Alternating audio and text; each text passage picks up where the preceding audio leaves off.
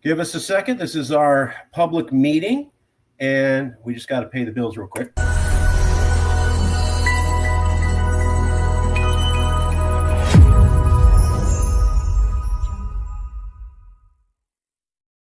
Thank you all for coming out. This is our public meeting. We have public meetings scheduled for the rest of the month into the next month. There's some people in the waiting room. I'll call on them in a second. But first, we have J.J. Ains on the phone, and I need to utilize his time well. So we're going to cover what's going on in the movement with Calexit, where we're going, and what are our plans. So J.J. can actually see the screen, so that's perfect. So J.J., we're going to cover this in three parts. I only got you for 30 minutes. So the first part we're going to cover is what's going on in America, and does it say stability or not stability? Then we're going to cover some new polls that came out that were shocking to all of us. And then we'll finally end on what are we doing about it, meaning lobbying BRP. So, and then we'll come to the audience in a little bit. Okay, so this is what it's all about. California rising and the American flag coming down because we don't belong to them. Now, the first thing I want to show everybody, JJ, is this new poll where it came out from the New York Times. There, you can see it there. Most voters think that America's political divisions cannot be overcome. 64% saying nation can't be overcome. Now, what's crazy is that in 2020, it was only 42% thought the nation couldn't be overcome. So they've already gone through 4 years of Trump.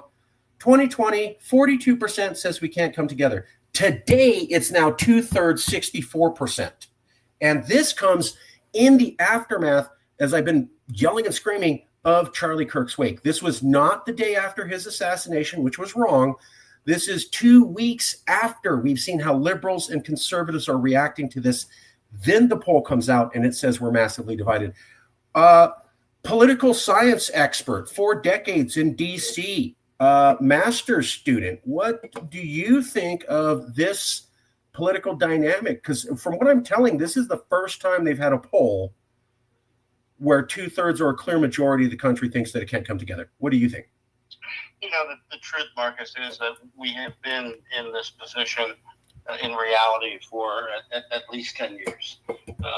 The research that I started in 2014 that concluded at the end of 2015, before Trump was sworn into his first term, it revealed exactly these numbers, if not even more egregious numbers. We're in a deep, dark dive to the bottom. If you look at where we are right now, we have U.S. troops prepared to wage war in Nigeria, in Venezuela. We have Trump cooperating with Netanyahu in all of the events taking place in the Middle East. We have Trump approving the use of long-range missiles from Ukraine going into Moscow. And we have, believe it or not, essentially war in every major city right now, where ICE raids are being conducted, where National Guard troops have been federalized, and where Marines have been deployed. So these numbers are no more than a reflection of where we have been for at least the past decade, if not much longer, and they are truly an accurate reflection of where we are now. So why was it okay in 2020? In 2020, only 40% thought it was that bad. 5 years later, it's now 2/3. How did we get there in 5 years? Well, more and more people are coming, more and more Americans are coming to grips with the fact that the myth of American exceptionalism has caused us to stay in these circumstances much longer, and to fail to realize that we were in the circumstance much longer for a period of time. We continually believe, and at least as of the 2020 poll, where the 40% was indicated, we clearly believe that these kinds of things can happen everywhere else, but they can't happen here. And finally now, a number of Americans are coming to the realization that not only can they happen here, but they are happening here. They have been happening here. And if we do nothing, as I continue to say, if we do nothing, we know how this movie ends. Uh, didn't you have a post that said the road to fascism is paved with disbelief? Was that? Exactly. Yeah. So, and I know that we saw, I'm trying to find the picture. We saw uh, university professors were interviewed by the New York Times talking about how they're fleeing America. I think one of them was named Marcy, and she was out of Princeton, and she was one of the top experts on totalitarianism. And she said something that you had said. I remember talking to you about this, that she goes, you know, I'm an expert and I study totalitarianism. And I said, hey, I'm noticing all these signs. And, you know, people were like, it's fine, calm down, relax. And she goes, we're sitting on the Titanic sinking and nobody gets it. And I thought of you the moment I saw this. Now, this is an expert 3 months ago. And she's saying she's an expert in totalitarianism, fleeing America, saying it's coming. And she had the exact same sentiment. There's too many people sitting watching this going, it's fine. It's fine. Relax. Does that make sense to you, the motif of being on the Titanic? Yeah, it does, and it goes back to when I started to do the research that concluded in the end of 2015. I would constantly get people telling me, and these were some were scholars as well, telling me that well, we got through Vietnam and we got through civil rights protests and we even got through a civil war and we've gotten through a Great Depression and blah blah blah blah blah blah. All of those events took place prior to the onset and existence of the internet. The internet has been the biggest blessing and the worst curse. And I think that where we are now is that we find ourselves at a place where there are still a significant number of people who want to say there's nothing that we can't do if we do it together and yada, yada, yada. But the bottom line is we are not now together. We will never again be together. And the only path that we're on right now will be the path towards authoritarianism if people don't open their eyes, ears, and take some responsibility for their failure to act in the past. Why? We'll move on real quick in a second, but here's a picture of Marcy Shore, professor of history, New York Times. I believe she's out of Princeton. Forgive me if I'm wrong about this. You have smart people. You have educated people. You have people in government. You have people who studied government, been in government, professors. Why do we have so many people saying, calm down, it's going to be fine, when we're seeing, just to rattle it off, when you saw me when I did the interview with the reporters, I go, name the last time a president said, I'm not going to give disaster aid to Americans because I don't really like them. Name the last time active duty combat trained troops were sent on a domestic protest. Name the last time the governor's orders were disallowed, and the president forced troops in on them. Name the last time they brought together all the flag officers, admirals, and generals in the American military and said, let's use certain cities that are the political opposite of me as training grounds. And when I ask people that, there is no historical precedent for basically any of those. One of them, you got to go back to Johnson, and that was to enforce desegregation, which Congress had passed. And so we have hard facts that things are happening that have never happened before. Why aren't experts getting it? They're in government. They have eyes. They're educated. They're educated more than the American people. Facts. New things happening that are disturbing in general, and I want to sit on the Titanic and listen to the band. What's going on here? Well, Marcus, there are people who would be classified as institutionalists, and their ideology, their duty, they feel as though their function is to protect institutions. Unfortunately, in this particular case, the institutions have already been so sullied by Trump and Trumpism and those who preceded them, like Newt Gingrich and the Tea Party and the Freedom Caucus, now the Trumpists. They have just they've taken us to a place where a reality television star has now turned our existence into something completely surreal, and it's hard for someone who has always sought to perhaps protect institutions and protect this form of government and prolong the form of government. It's hard for people in those positions to all of a sudden do a 180 and either acknowledge that they were incorrect in the first instance, or that we are so horribly damaged at this point that we can't be repaired. No one likes to think that you're ever in the final chapter of anything, whether it's a career or a life or a form of government. And so I think it's just people needing to take a long, hard look at the world that they live in, and then take a long, hard look in the mirror and challenge themselves to tell the truth about where things really stand. This gets me because we're going to move on, but here's Governor Newsom a couple of weeks ago saying we may not have elections in 2028 and they're rigging the elections. So clearly that's somebody in politics saying it, and yet we still have people in disbelief. But what got me, and I know that it shocked the leader of Calexit now, Dr. X, when we pointed this out to him, why is the guy who ran America, Barack Obama, and he was competent, say what you will, don't have to agree with everything, but he was reasonably competent. Why is he saying California, the whole nation's counting on just us? And if we don't get this right, then maybe America falls apart. Why is the former lead of America showing up in a California-specific commercial saying, it's all up to you guys? Does that say stability? There is no aspect of our existence today that says stability, Marcus. And from the standpoint of what President Obama is doing, I think President Obama has challenged himself to simply acknowledge the obvious. And that is true. That if California doesn't act on Tuesday with respect to the passage of Prop 50, then any hope whatsoever of there being any continuity of government will go by the wayside, because we will have fallen, not will be falling, but we will have fallen into the pit of authoritarianism at that point. There'll be no stopping Trump and Stephen Miller and the rest, Ann Bondi, Christy Noll, Marco Rubio, from doing all of the things that they had always intended to do once they were given their Project 2025 marching orders. So I think President Obama is just simply acknowledging publicly for the first time that the American experiment it truly is over.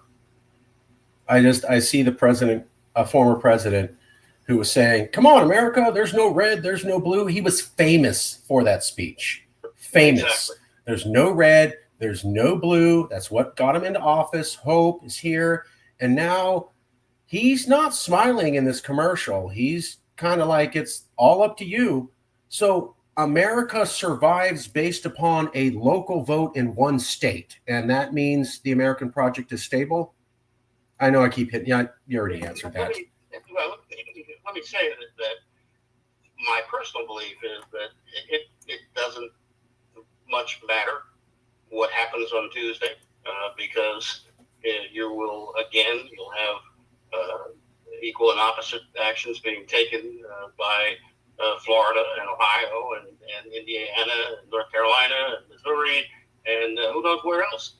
At this, and Texas, of course, and who knows where else at this stage of the game. So this is like the United States right now, the political process, it's like a tire that gets a hole in it. And so the hole gets fixed, and then another hole gets in it. And that hole gets fixed, and there's another hole that comes in it. And that gets fixed, and at some point in time, there's no rubber left to patch any of the new holes. And that's where we are. We're not a leak in the dike now. We're 100 leaks in the dike. So, for everybody that joined us in studio, please post comments in the comment section or in the private chat. I'll get that. We'll get to those. Want to thank you all for joining us in studio. For JJ, the question now is, okay, they're saying it's pretty bad.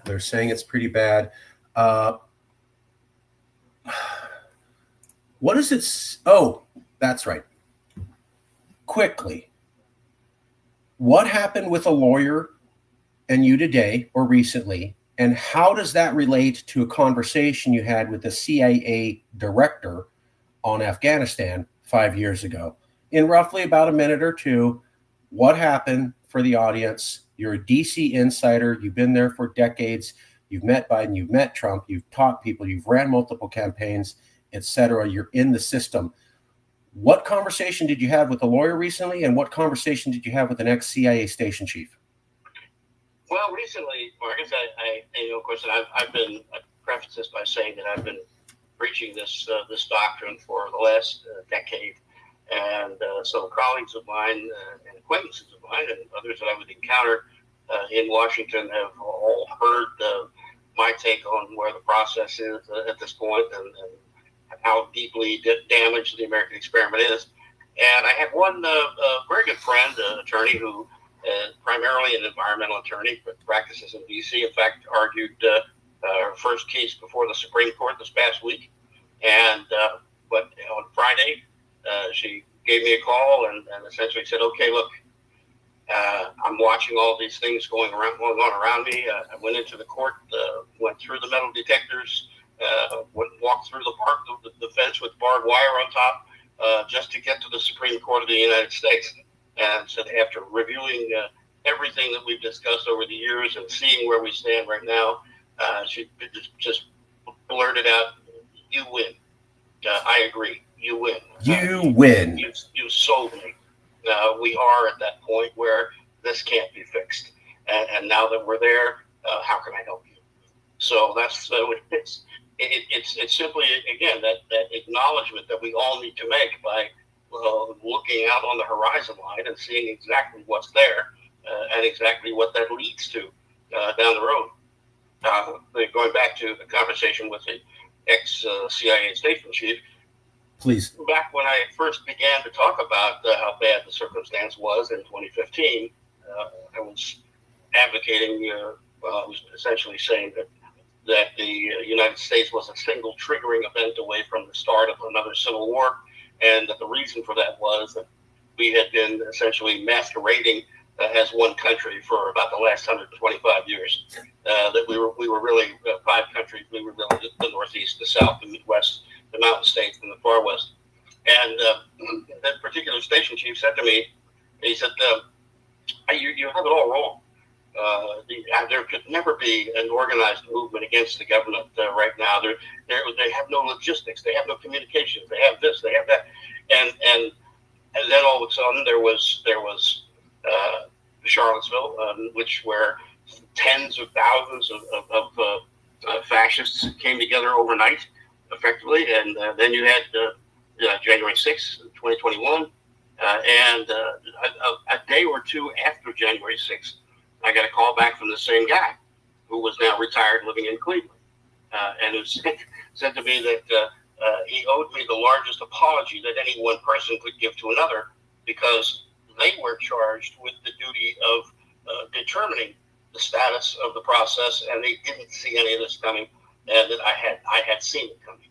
So I took that as the compliment as it was intended, but it pains me to be correct in this instance. I didn't want to be correct when I developed the thesis in 2015, and I don't want to be correct today, but the bottom line is I am correct. And we have deteriorated, and we continue to deteriorate even farther each and every day. In the first Trump administration, I'm sure many of us sat around and would occasionally say, "Wow, this is a horrible thing that just happened today. I hope nothing else bad happens." And now today in the second Trump administration, 8, 10, 12, 15 times a day, we're having to go back to the next most horrible thing that happened. Right. And that again, it just puts us in a situation of circumstance where my good friend, the environmental lawyer who did not ever, if she lived to be 1,000, want to acknowledge that our government was in trouble.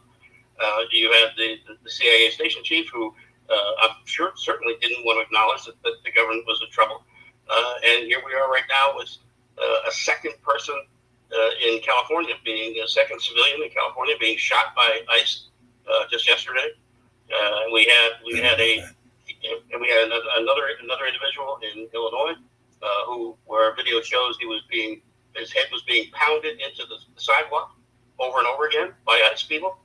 And now you have Kristi Noem acknowledging that she has every intention of beginning to use bounty hunters because they can't get enough ICE agents on staff. So we've got bounty hunters roaming the streets of our major cities. and we've got our military poised to engage in conflicts on 4 continents.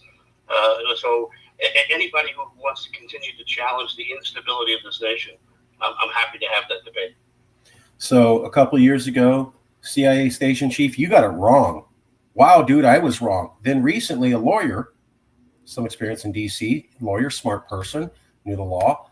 Damn, I got it wrong. And I think you've told me, and I, to whatever degree you can discuss this, except of course, you've gotten an increased volley of calls from your colleagues out of DC, basically, and I know I'm cartooning it a little bit, but basically like, JG, what the hell is going on? Is that roughly accurate?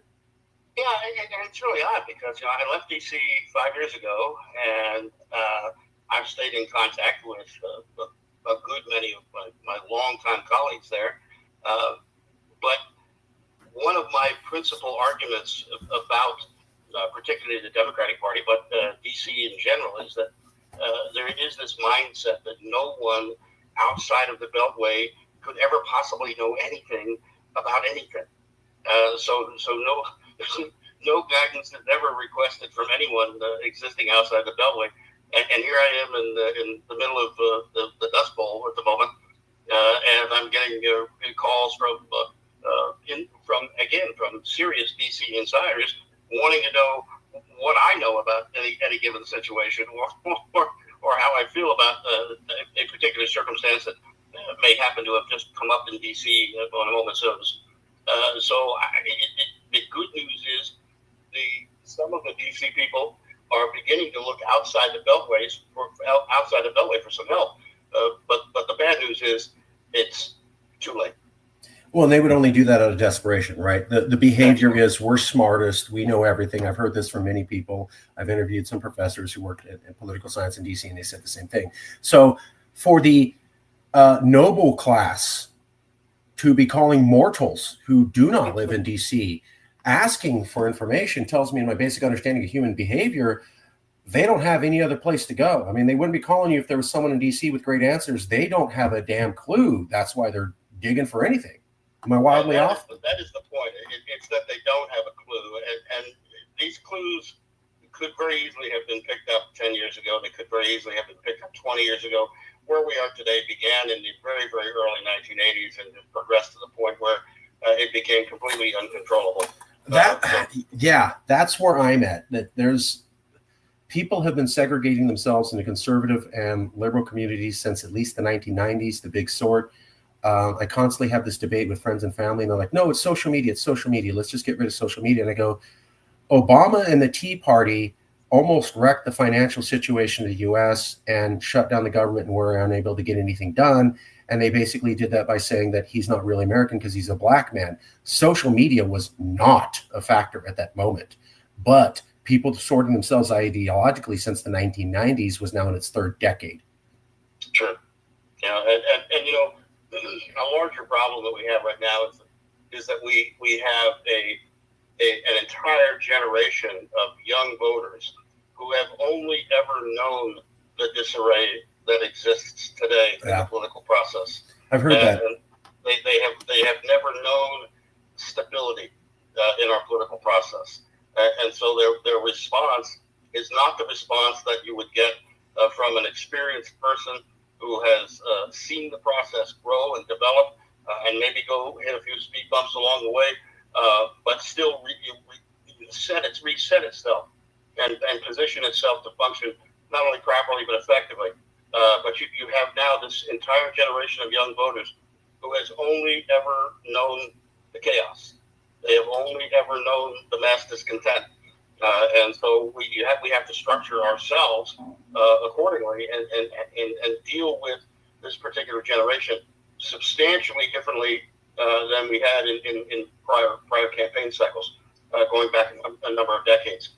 But because, at least again, because all of my politics have been Democratic, because of the Democratic Party's unwillingness to do anything other than what it had done for the previous 100 years, we find ourselves in a situation where the chaos and the instability grow more every day and just become more troublesome.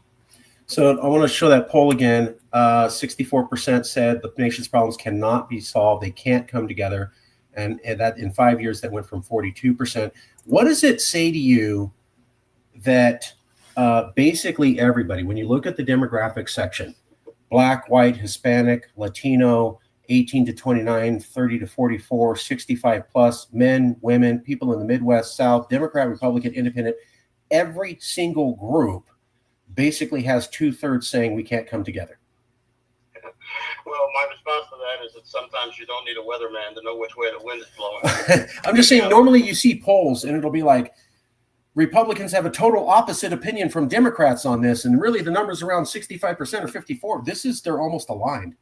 Yeah, and you will never see that on any other question that's based upon. Thank you. That's what I'm getting at. Is do you get how significant this is, that across demographic groups, everyone almost has the same opinion? That almost never happens in polling.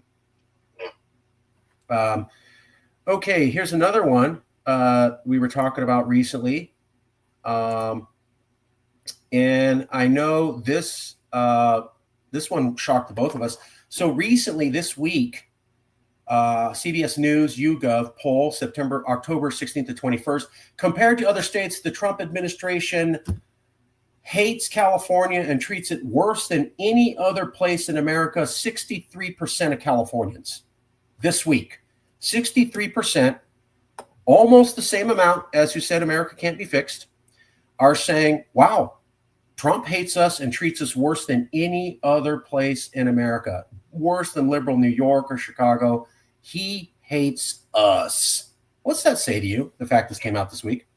Well, it reinforces the fact that you cannot conduct business the way business has been conducted in this country and expect that you're not going to get this kind of reaction from almost any state. But when you look at the way that this targeted hatred has been directed at California from Washington, and not just from Washington, but from all of the Trump base throughout. There was the other poll, which I don't know if you have that one today or not, but which showed that 70+% of Republicans believe that Californians are not real Americans. Right. So you have 70+% of Republicans believing that Californians are not real Americans. 63% of Californians saying that Trump treats California worse than any other state, and you've got the president himself saying that he will make a determination on providing disaster relief based on whether or not he believes he's liked enough by the state of California. And so, I mean, this is again.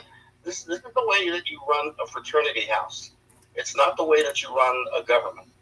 And as for so long as we continue to have this manner, this style of governing, if it even could be called governing, you're going to have greater and greater dissension, particularly in the case of California.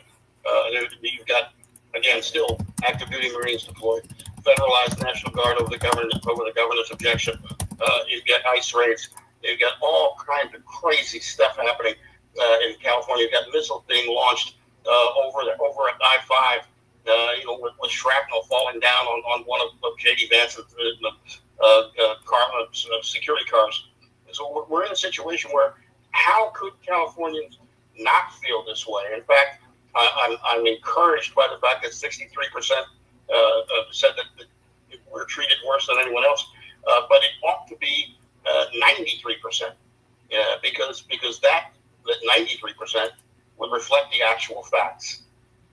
That would make sense. So half of Republicans feel Californians are not American, and now 2/3 of Californians feel that they're picked on worse than any other place.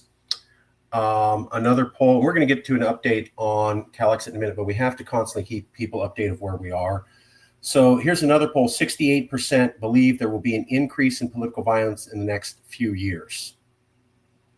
Not a good one. And then finally, to back up what you're saying, so here's The Atlantic, and I really like this article because The Atlantic magazine is the top-level political discussion magazine, And they basically said, if California is not getting disaster aid, which you brought up, but is getting hostile deployment of federal troops, California might find it harder to see what's in it for them. The Atlantic magazine basically saying California independence is a reasonable idea. What does that say to you that the top policy magazine in America even uttered that sentence? I think again, Marcus, that what it is this is a group of people who are politically astute, who for the longest time wanted to guard against ever saying anything other than let's all sit around the fireplace, sing Kumbaya, and roast some marshmallows. It's a group of people finally stepping up and saying, hey, look, maybe we're a little bit late to the party, but this party it has started, and it's going to go on, and it's going to have a deep, dark impact on not only California but on the rest of the United States as well. But it tells me that those who are in the know are willing to begin to state the obvious out loud, and that is that we continue to be a donor state. We continue to contribute $400 billion a year to Washington, receiving only $300 billion back. We continue to fix the roads and bridges in Alabama for people who hate us.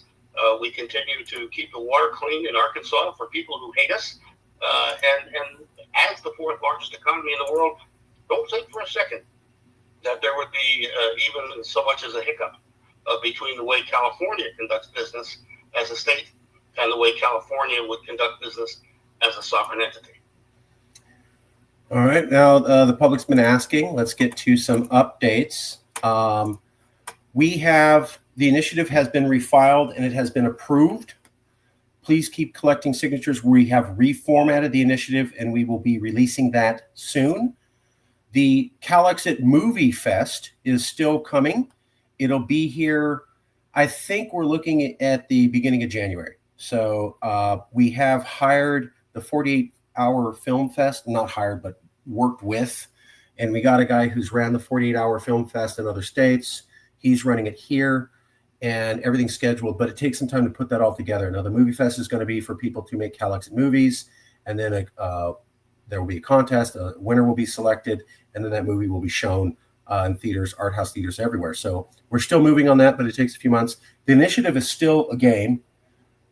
Collect signatures. We're also going to be having the refile coming out.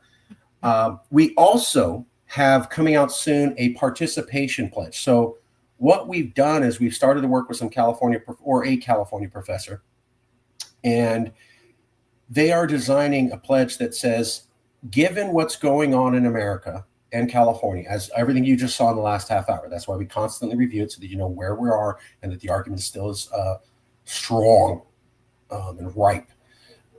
If a blue ribbon panel is called and they ask for you to go as a professor, would you go?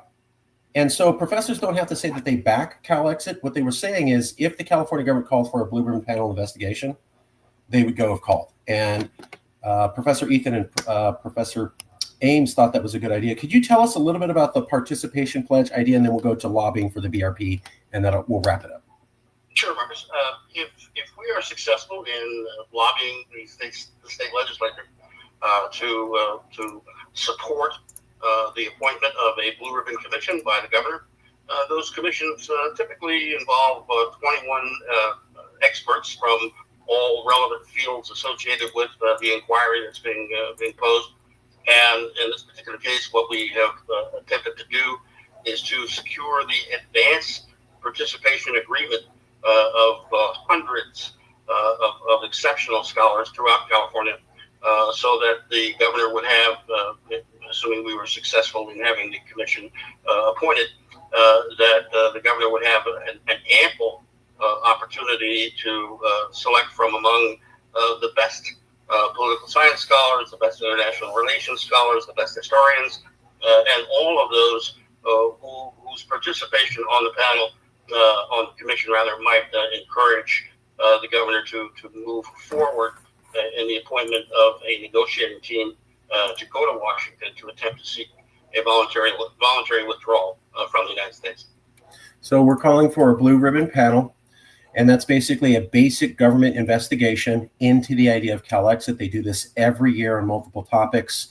Under JJ's leadership, we found out that you can have 2 legislators propose a joint resolution, or 7 legislators propose the panel, or you can get the 600,000 signatures. And this is where the movement's really modified over the last 2 years or year underneath JJ and Dr. X's leadership. We are filing the initiative, but we finally realized there's other ways to get this done. If we can flip 2 legislators or just 5 to 7 legislators, they can call for the blue ribbon panel themselves. Also, the governor can call for it. Once we have the blue ribbon panel done, we think that the conversation for Calexit it'll be an epiphany, and they'll call for a vote on their own because the facts are just so obvious. At that point, we need to approach the federal government to ask for permission to leave. We think that that's very doable, as 31 states voted for Trump and we only need 25. Erwin Chemerinsky, a legal scholar, one of the top constitutional experts in America, said simple majority vote would be all that's required. Now, the news won't mention his name and they won't mention our plan, but here it is. 25 states out of 31 we need to convince. We have the blue ribbon panel. A vote will be called automatically because it'll be obvious after the panel. And then somebody approach these 25 states who, as we showed you, hate us. They already hate us. They already think we're not American. And it's so bad we think we're getting picked on. So we will approach those people for the blue ribbon panel, and that's how we will get that done. And the way that we're trying to achieve that is with the PAC. You can go to calexitpac.org now. That's calexitpac.org. And you can donate so that we can approach professors to sign the pledge. We can approach politicians to sign the blue ribbon panel. We are also releasing, this was designed by JJ Ames, an email and a call script for you to be able to reach out to the politicians themselves. We'll be mass emailing this out soon. It's an email script, so you can take that and just email the politicians asking for the blue ribbon panel. It's also got a phone call script if you want to call them. I suggest you call and email both. You email them, and then you call them and do the script. If you don't want to do the full script, I would say email them and then call them and just say, hey, I sent you an email on the blue ribbon panel on Calexit. I know not everybody's up for the phone. That you could just say, hey, I sent you an email on the blue ribbon panel for Calexit. So we're asking people to lobby the legislature directly. We are having political meetings with governor candidates and other politicians to see if they can approach it.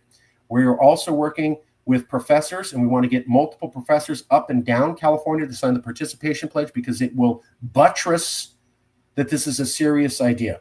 And if we can get that blue ribbon panel called, we think the whole thing takes off. Here's a picture.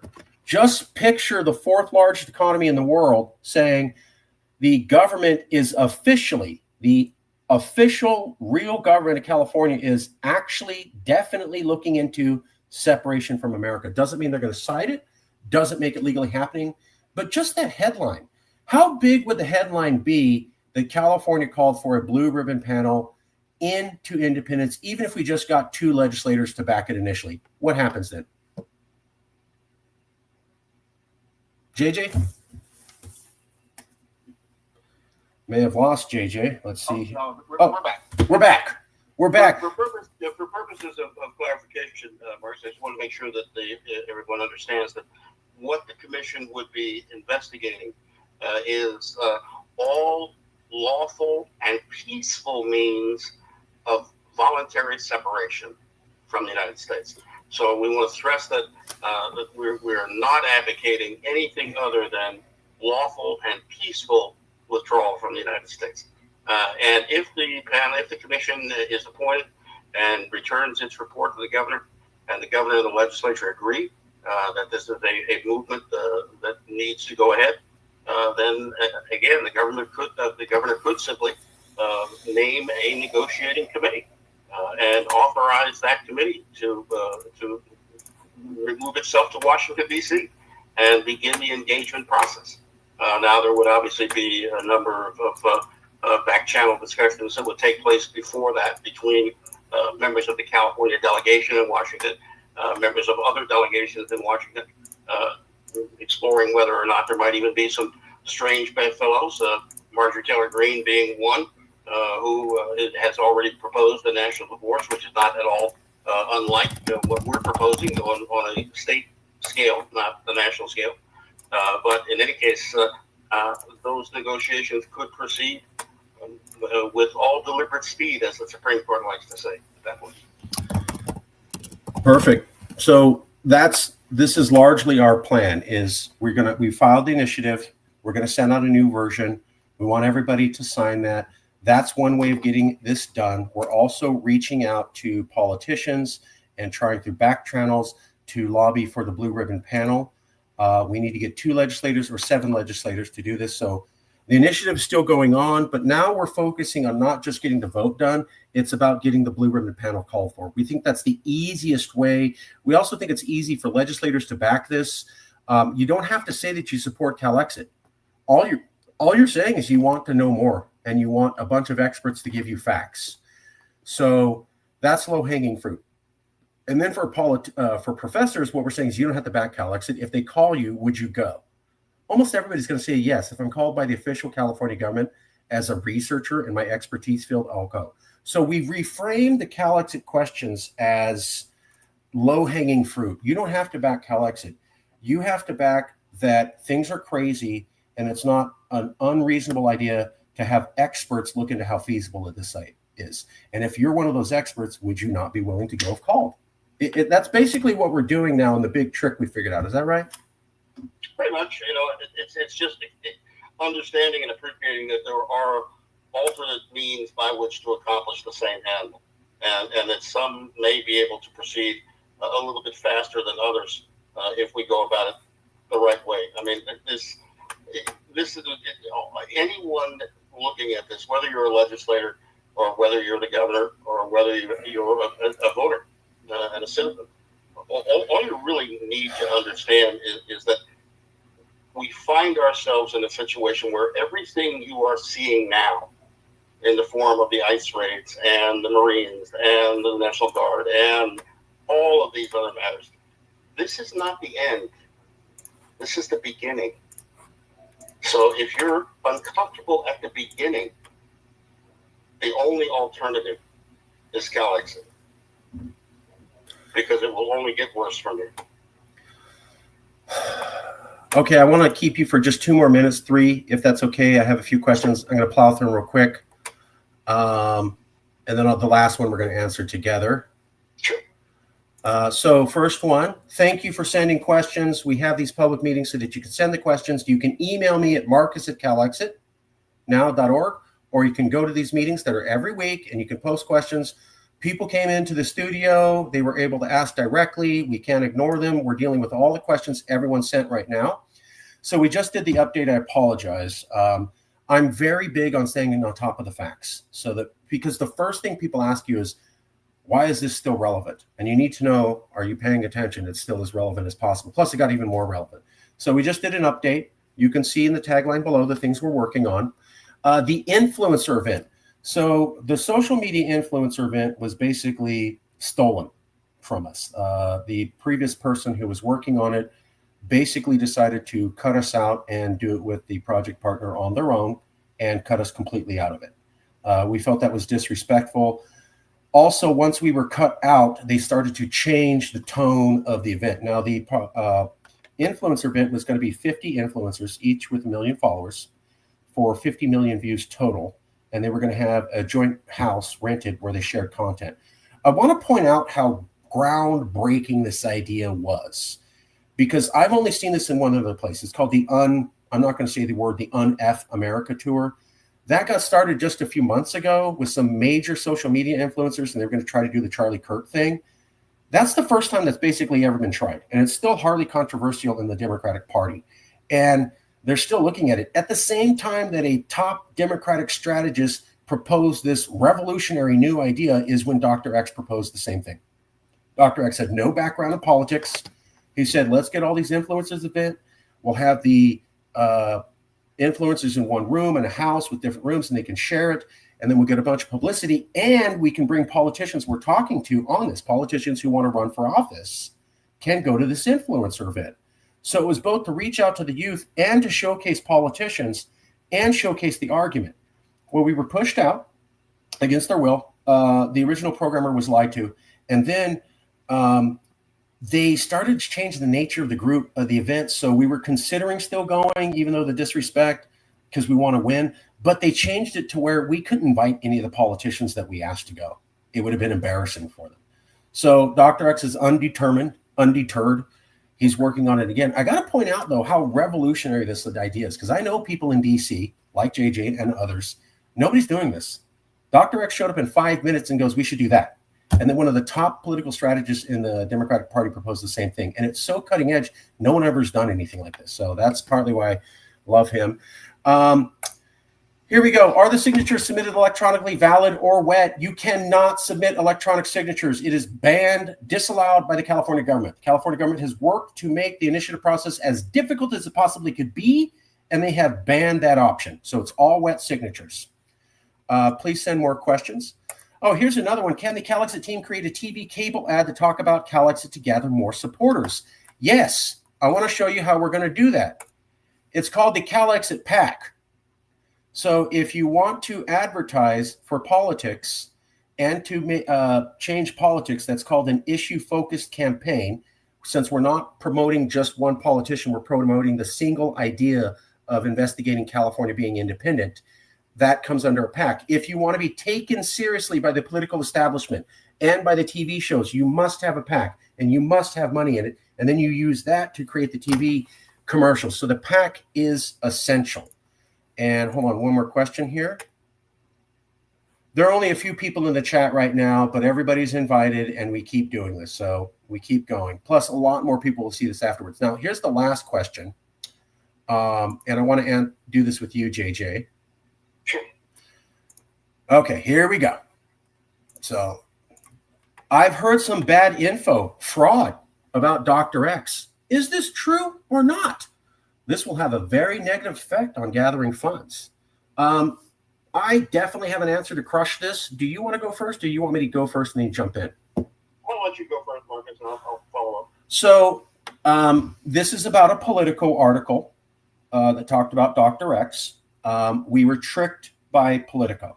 They never said they were going to do this. They basically set us up. And all of the material that I told them was basically cut. So if you go to the Politico article, it says, Calexit's run by this fraudster. Here's the interesting thing about the article. They mention nothing that we're doing now. They mention nothing that Dr. X has done in the most recent years. They mention nothing we're doing incorrectly with this organization at all. That article's 5 pages long. They sent me 30 questions and then said, you better answer these or we're going to go to it anyways. I've been in this game 10 years. I've done some really harsh interviews. You only get about 4 or 5 questions. They did 30. That's beyond anything I've ever seen or talked to anybody. Additionally, they did extensive research into his background and brought up every little thing he ever did in the past. But the interesting question is, how come you guys could mention nothing about the organization he's with now or what he's done recently or anything he's done with us at all? I mean, I find, he's a fraudster, but you can't name one thing we're doing wrong here. When you asked 30 questions and did a 5-page report, I mean, you left no stone unturned and you found nothing. Second major point. This is why I don't believe it. I told them why I believed in Dr. X. Film Fest, influencer event, meeting Dr. Harmon, meeting other candidates, forming a web page, forming a committee, filing paperwork the right way, filing NDAs the right way, filing a PAC the right way, getting all that stuff gone. We were having conversations with politicians for the first time. And we were going to the Democratic National Committee for the first time. And we were meeting governor candidates for the first time. And we were forming things correctly, the right financial way and the right organizational way.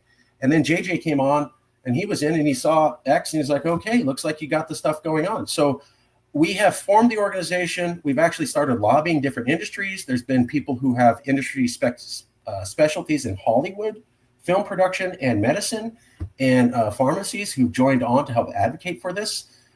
We've built out a database of about 40,000 people. We've refiled the initiative. We've gone to the Democratic Convention. We've actually started lobbying people, making connections and building it all up.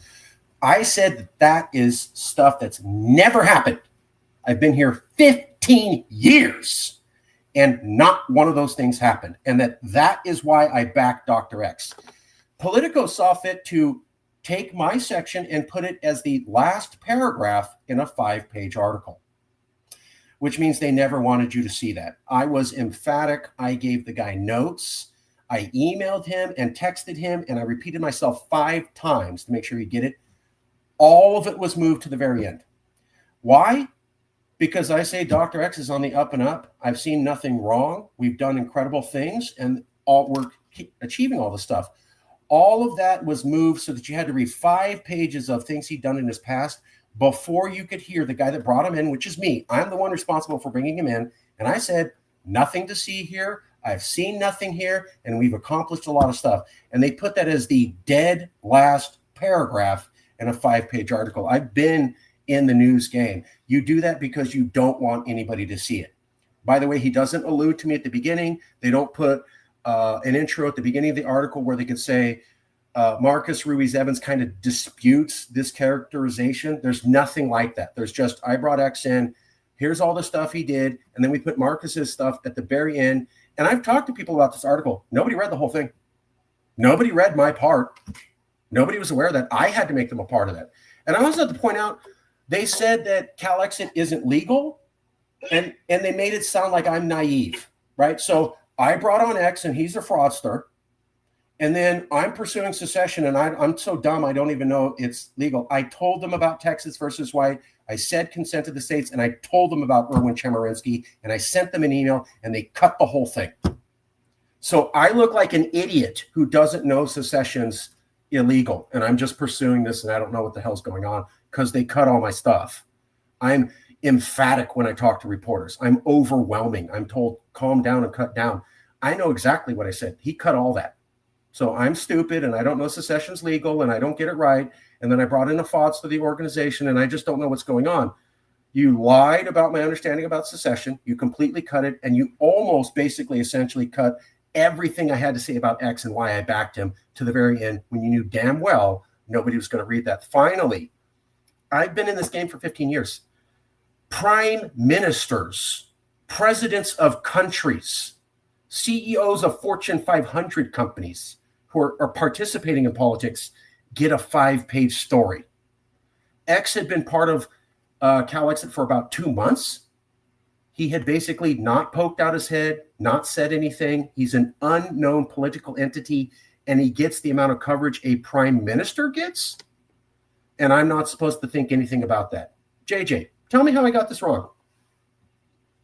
I don't think you have it wrong, Marcus, but I think the point that needs to be stressed is that, I've been in politics and in the political process for 43 years. And I can tell you that if you are not scaring the living bejesus out of someone, you don't get attacked. And that's just the way it is. Why is he at this 2 months and a nuclear bomb's dropped on him? Does that, you've been in politics for 40 decades. Does that make sense that someone who's basically unknown in politics, been in it for 2 months, gets this level of attack? Does that seem normal to you? You only attack people who are threatening to you. You don't attack people. In other words, in an R+40 district where the Republican candidate traditionally wins by 40 points, that person is not going to spend a lot of time attacking their opponent because all that does is bring more attention to that opponent. If you are way ahead, you stop punching down. You don't punch down at all, which is kind of what Politico tried to do in this particular case. I think Politico, if they did anything, it was beneficial from the standpoint of making it glaringly apparent that people inside the Beltway, people inside the establishment, have a fear of anyone suggesting that California become a sovereign nation. And that's really what this is about. And by the way, Dr. X put us in touch with Dr. Harmon. Dr. Harmon put us in touch with Tony Atkins, other governor candidates, and multiple legislators in Sacramento. So I'm supposed to believe that Harmon's so powerful. They wrote an article saying that when Kamala came to California, she had to see Harmon first before she could start campaigning. That's publicly acknowledged. So Harmon's a major political player. She's asking all these people about this idea. This has never happened in 15 years. It happens only because of Dr. X. And then within about a month of that happening, boom, here's the Politico article. Total random chance coincidence?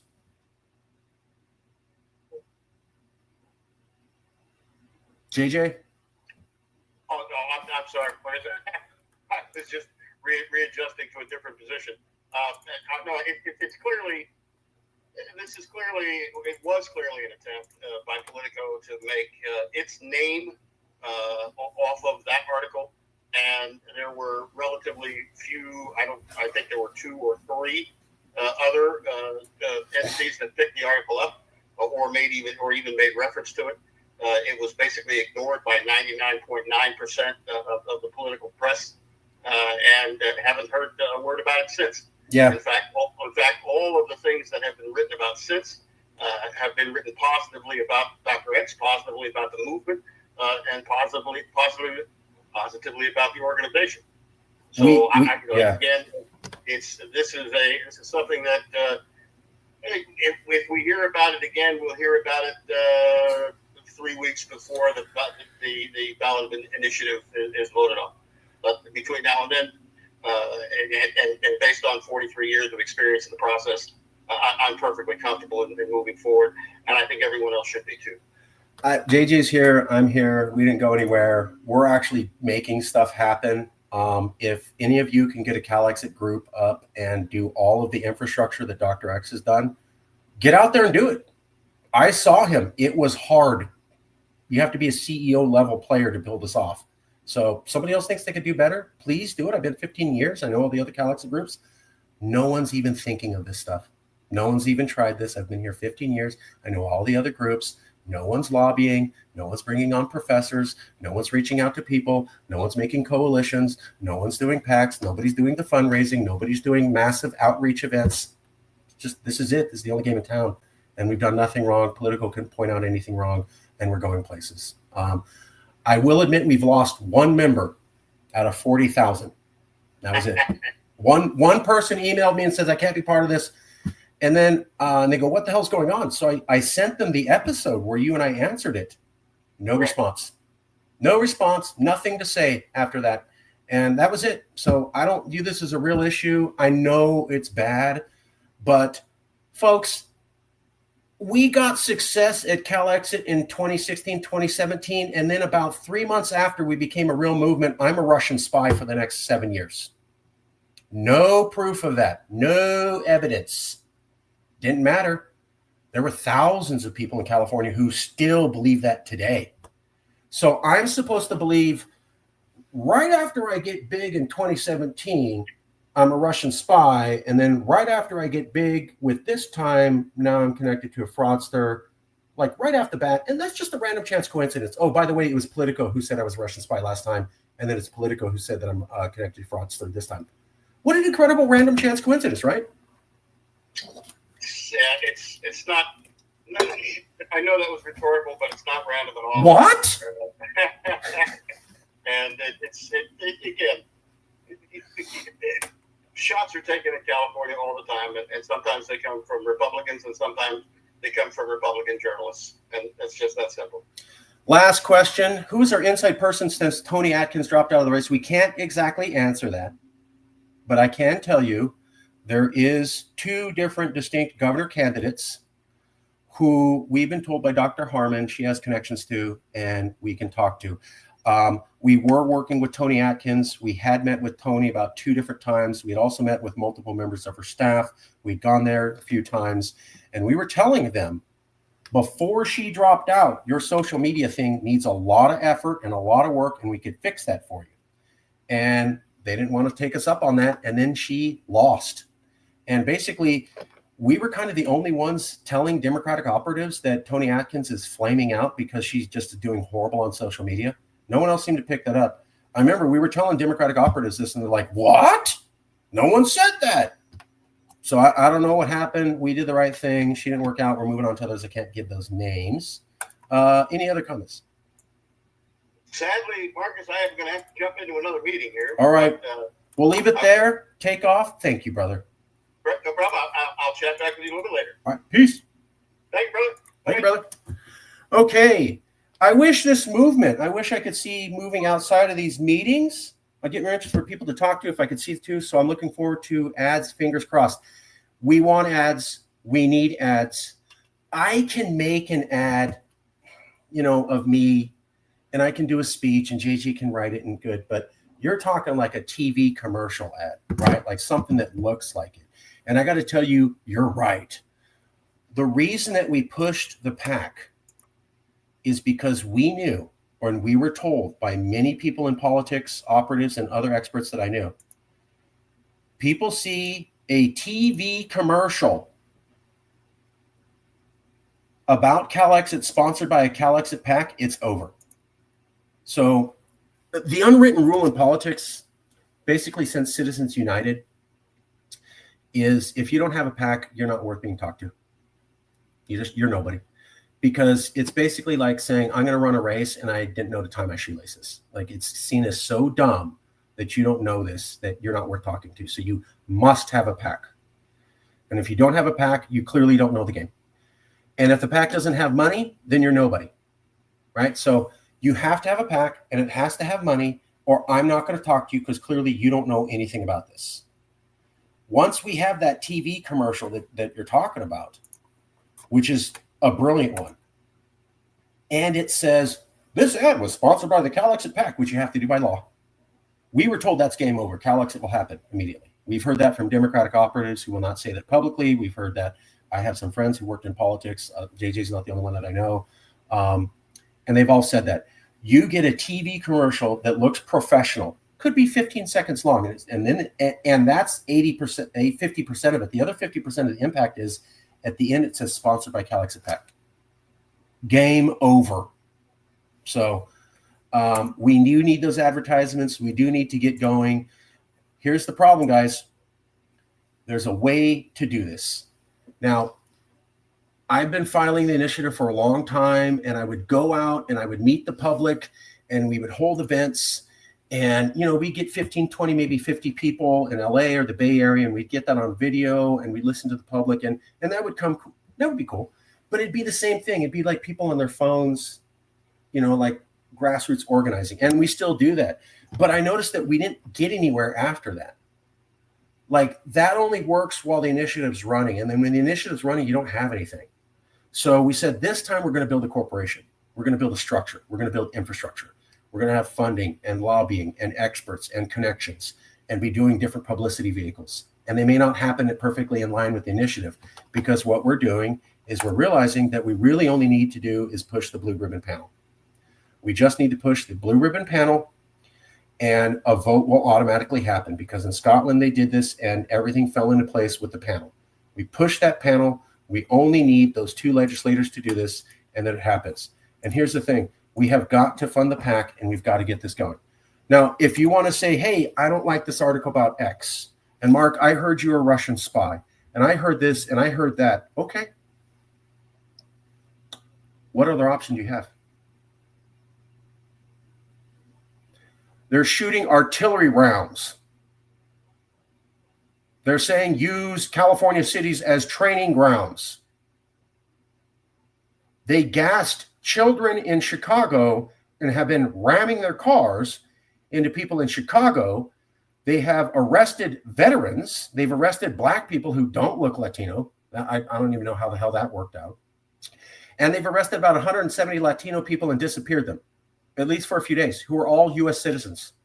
U.S. citizens were arrested and disappeared. So I get it's not perfect, and I get there's problems, but where's the other option? I mean, where's the other Calexit PAC?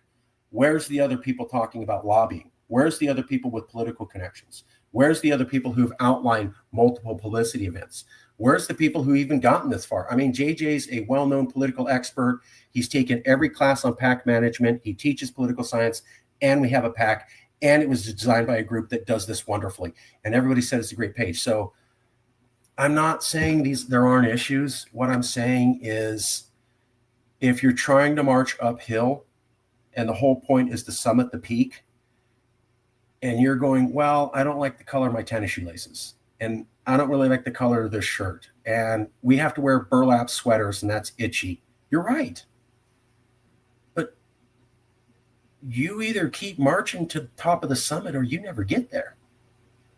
Artillery shells are here you go. Let's use U.S. cities as training grounds. There's live artillery shells. 170 citizens gone. Artillery shells explode after the thing. I mean, it's, I can't even contextualize this. This is just so insane. So we're there now. We have to get this done. You're right. It's not perfect. You're right. There was a political attack. But what political movement causes change and isn't attacked? Occupy Wall Street was attacked. The Black Lives Matter movement had the FBI testify in front of Congress that it was a Russian spy op. Yes, they said that. The Federal Bureau of Investigation went to Congress during the Black Lives Matter protest and said, Russia is sponsoring these people. There is no real issue with black men being killed by police. It's Russia. I shit you not. The FBI came out and said that. Occupy Wall Street, the banks screwed over our economy and took middle-class wealth and then shifted it off to other people. And nothing happened to any of the bankers. And the Occupy Wall Street movement, they said, oh, these are lazy scumbags who, spread trash and disease. That was the best chance at real economic reform. They trashed them. BLM, they trashed them. Martin Luther King was a communist while he was around. Period. End of story. They didn't admit that he wasn't a communist until the dude was dead. And it was like 20 years later. So the civil rights movement, same thing, all communists. So tell me that political movement that causes disruption and isn't what the 1%ers want, and they don't get slammed and slimed. Right? Doesn't happen. So X was unknown. Unknown. He'd only been here for a few months. They gave him the same level of political treatment they do to ex-disgraced prime ministers of foreign countries that have failed. He was unknown, and he was there for 2 months, and he got that level of hate. I mean, if you're in politics and you're in activism, you know exactly what that is. And additionally, they said absolutely nothing about anything we've done wrong, and nobody's brought up anything that we've done wrong at all. And nobody said, hey, JJ, Mark, you guys must be idiots for hanging out with this guy. No one said that either. And everybody who's asked me about that article, not one of them has dared to debate me or come back with a rebuttal. All I did was show them the video that JJ and I did the week that article came out. No response. So I know it looks bad, but here's the thing. It was either that or we are Russian spies. I mean, they literally convinced my father that I was a Russian spy. They convinced the guy who's known me for 45 years that I worked for Russia and was a Russian spy. No evidence, no truth. 10 years later, there's nothing to it, but they did it. So just recognize that, okay? We'll see you soon.